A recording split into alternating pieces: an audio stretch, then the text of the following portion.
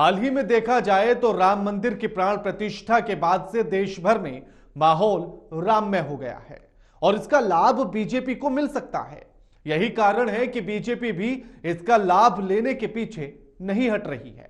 तभी तो पार्टी का कार्यक्रम हो या फिर संसद में कार्यवाही, हर जगह राम नाम छाया रहा। राम मंदिर को लेकर एक प्रस्ताव पारित किया गया। इसमें राम मंदिर को भारत में राम राज्य की स्थापना का प्रतीक बताया गया। श्री रामलला के प्राण प्रतिष्ठा का समारोह राष्ट्र उत्सव के रूप में मनाया गया, जो एक नए युग की शुरुआत बनकर उभरा है और राम मंदिर भारत की दृष्टि का, भारत के दर्शन का, भारत के दिग्दर्शन का मंदिर बन गया है। श्री राम मंदिर सही अर्थों में राष्ट्र चेतना का मंदिर बन गया है। भक्ति के रंग में रंगा हर गांव हर के फैल चुकी है और जय श्री राम की वाणी, मधुर ध्वनि हम सब के बीच में सुनने को मिलती है। प्रभु श्री राम के दिव्य प्राण प्रतिष्ठा को देखकर हर भारतीय आह्लादित है। इस संस्कृति प्रधान देश में प्रधानमंत्री नरेंद्र मोदी जी ने एक ऐतिहासिक क्षण को भव्यता प्रदान की और उत्सव का एक विराट वातावरण निर्मित कर दिया है। राम मंदिर पर प्रस्ताव में कहा गया कि अयोध्या के प्राचीन पवित्र नगर न्याय के लिए समर्पित हमारा संविधान राम राज्य के आदर्शों से प्रेरित है।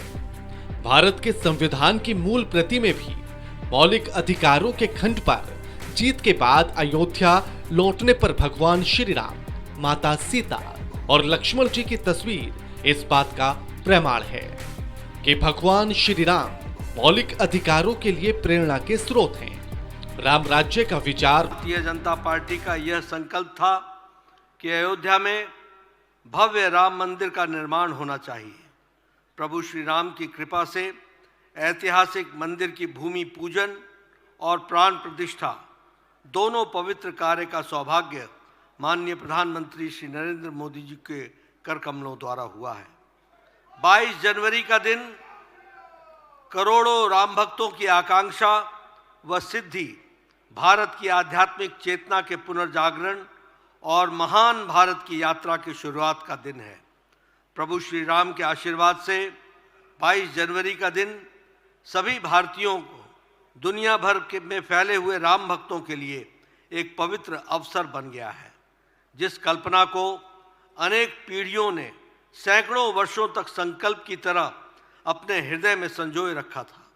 उस संकल्प की सिद्धि ऐसे समय में हुई है जब प्रधानमंत्री श्री नरेंद्र मोदी जी के नेतृत्व में राष्ट्र विकसित भारत के लक्ष्यों की प्राप्ति करने की दिशा में अग्रसर है।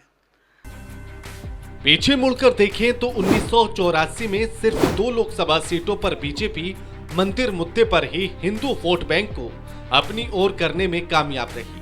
2014 आते आते मोदी के गुजरात मॉडल का तड़का लगा तो 2019 में मोदी के ऐतिहासिक फैसलों का ही नतीजा रहा कि लगातार दूसरी बार बीजेपी ने जीत का इतिहास रच दिया।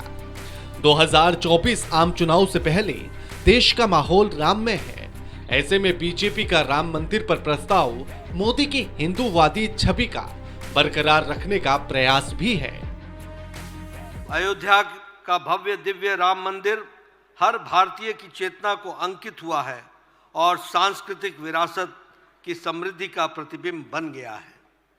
गुलामी की मानसिकता से मुक्त होकर खड़े हो रहे राष्ट्र अतीत के हर अंश में से प्रेरणा लेते हुए ऐसे एक नव इतिहास का सृजन करता है।